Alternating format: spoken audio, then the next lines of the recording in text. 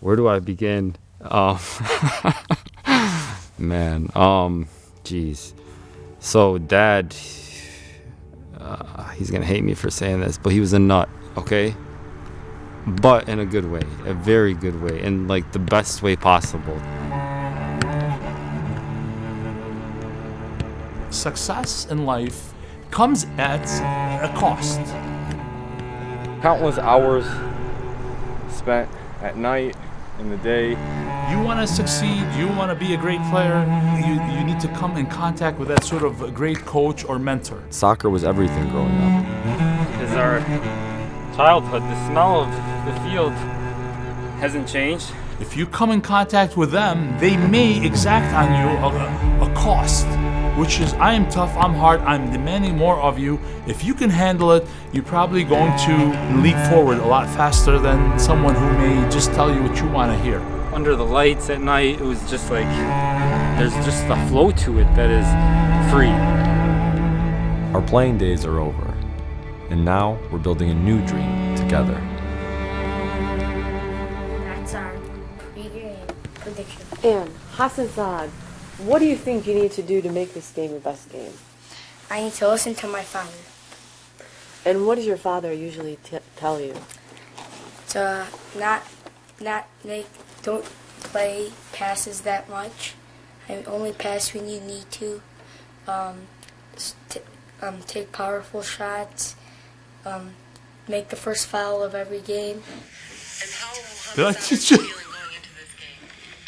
I have made the best call possible at the time, considering there is a cost. I came at you guys fiercely. I mean, I knew if it was me, I would have jumped out of the van.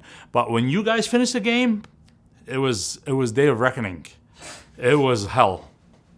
It was hell, and I recall some things they had to endure.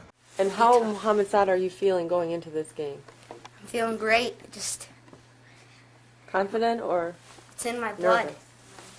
And if your father was here, what would you say to him? I love you, Dad. And if your father was here, what would he say to you? I love you, Dad. If your father was here, what would he say to you?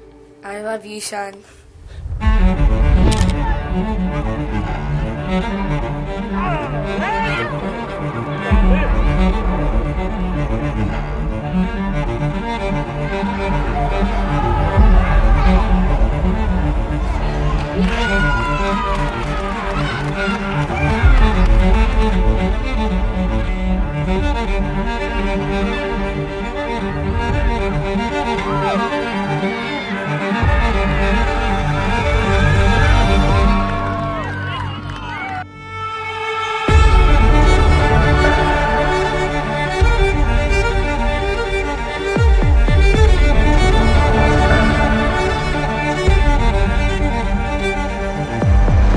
Soony Saad to Hamoody, back to Soony, what a goal!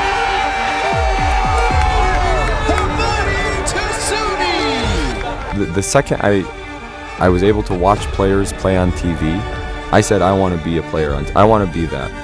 I want to play in front of 60, 70,000 people watching. Zusi, outswinger this time, the heads go up, towards the edge it falls, now it's Soony Saad! Soony Saad rifles home for Sporting Kansas City, who put themselves in pole position.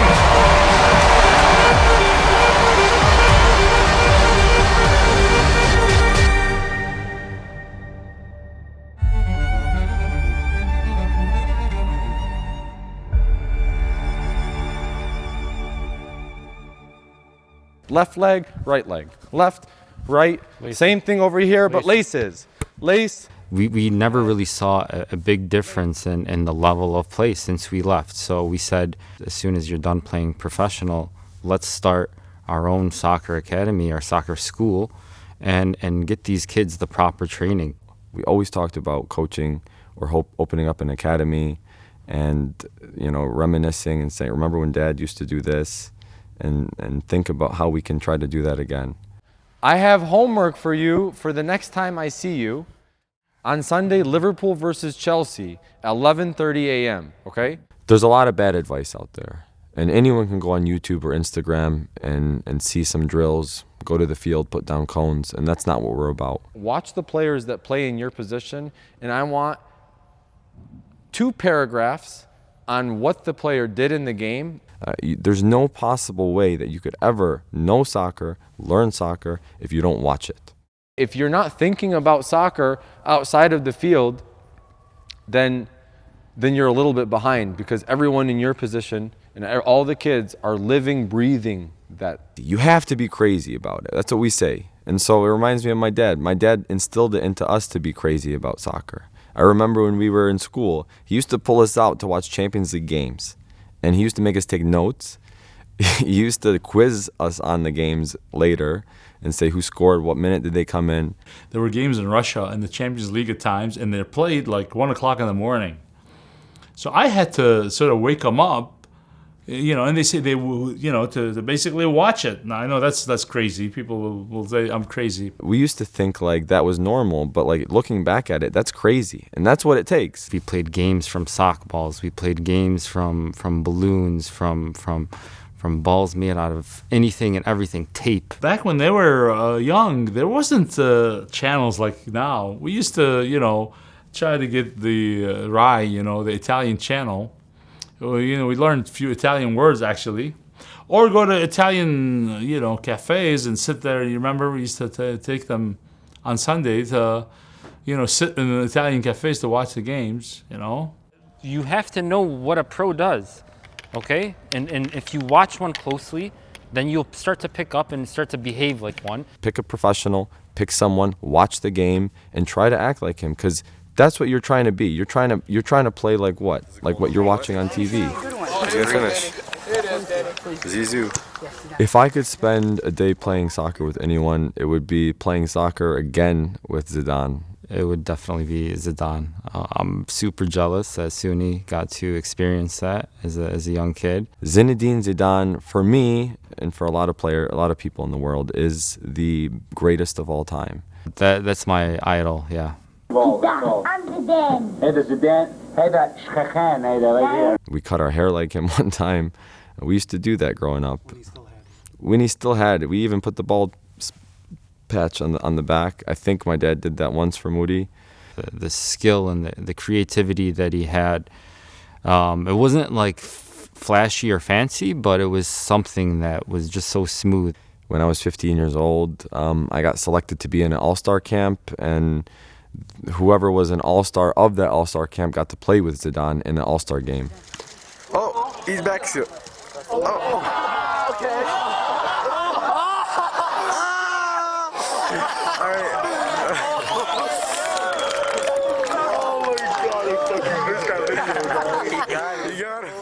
He assisted one of my goals, and also I had a free kick, and I was about to take it, and then I realized, wait, Zidane's on my team. So I asked him to take it, and he didn't want to, but then I was like, come on. He took it and scored, and I hopped on his back. It was the happiest moment in my life, to this day. Maybe that and my daughter's birth, but it's like they're up there.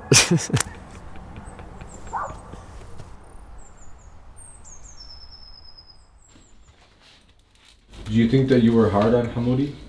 I think I was very hard on both of you. I look back and I think that maybe you were a little too hard at the end. At the end, I mean around like college, where there were games that were boycotted. My dad, he wanted to instill into us this discipline, because to be good at anything, you have to have discipline. I made sure that all the parents saw me leave in the early, like 15 minutes into the match. Why? I walking out of the stadium. Why? So that we know that was not that's not the soccer brand that we talked about. Exactly. Yeah. The people see me walk out while cussing too. Like, it definitely gave us motivation, because there was always that someone giving us the truth. How did we play? And we'd always talk about it, and he would always tell us the truth, no matter what. You see these eyes of either like happiness or disappointment. I mean, it's funny now, but when you're on the field and you really feel like you worked hard, Yeah. and you see that, it's not encouraging. So you didn't like it, clearly. I had to be the counterweight to all that hype and excitement that was around you guys playing, and I wanted to keep your feet on the ground and make you realize that that was just the beginning, and that's when most athletes lose it.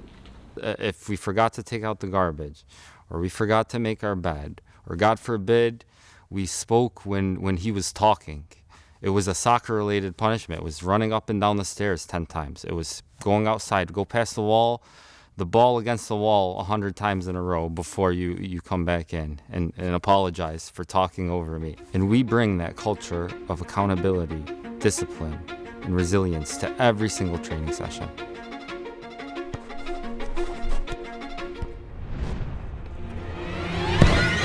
We do ball mastery work, we do agility footwork, then we get into the creativity part, the one-on-one.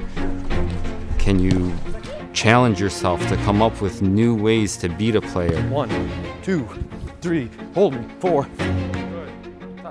We tailor our training sessions to the individual. Remember we said last time, you only need this much to shoot. They had a deep understanding of the game. Okay, are you conscious of where that ball is going?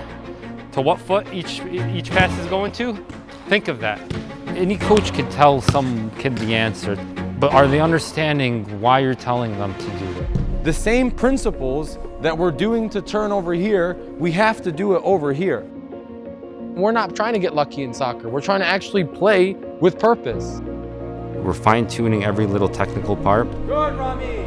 You have to be able to anticipate 2, 3, 4 scenarios that are running constantly in your head with every ball that's played. And open, hips. It is super flexible, but there's only one right move at any moment in the game.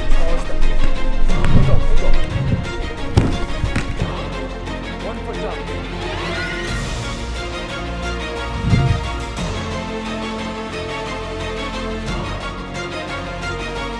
That's what building a soccer player really is. It's like building a house. You have to go brick by brick, and you have to start from the basement and go up.